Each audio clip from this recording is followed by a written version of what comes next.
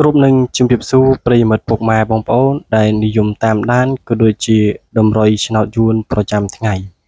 នេះខ្ញុំបាទវិលមកជួបប្រិយមិត្តទាំងអស់គ្នាជាថ្មីគឺសម្រាប់បាទតម្រុយថ្ងៃទី26ខែ7ឆ្នាំ2026ហើយតម្រុយនេះបងប្អូនអាចយកលេងបានទាំងម៉ោង4:30នាទីល្ងាចក៏ដូចជាម៉ោង6:30នាទីយប់អញ្ចឹងប្រិយមិត្តដែលទើបតែចូលមកថ្មីប្រិយមិត្តទាំងអស់គ្នាចង់បានតម្រុយល្អពី channel ខ្ញុំបាន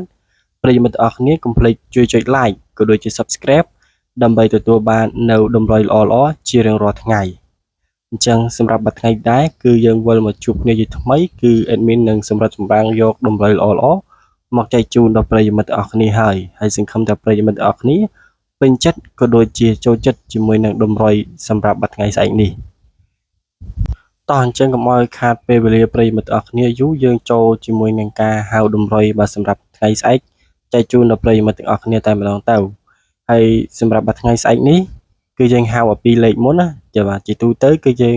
បើហៅឲ្យ2លេខមុនហើយបើយើងហៅអា3លេខតាមក្រោយ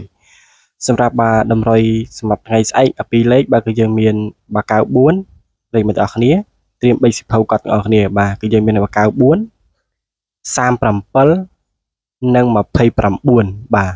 ហើយសម្រាប់អា3លេខបាទគឺយើងមានបាទ391និង705និងមាន400បាទ59បាទប្រិយមិត្តទាំងអស់គ្នាបាទសម្រាប់អា2លេខនេះសម្រាប់អា3លេខសង្ឃឹមតែប្រិយមិត្តទាំងអស់គ្នាបាទយកប៊ិចសិភៅកត់តាន់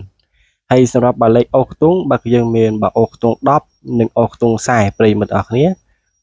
បាទបងប្អូនទាំងអស់គ្នាសង្ឃឹមថាពុកម៉ែបងប្អូនទាំងអស់គ្នាកត់តាន់ហើយ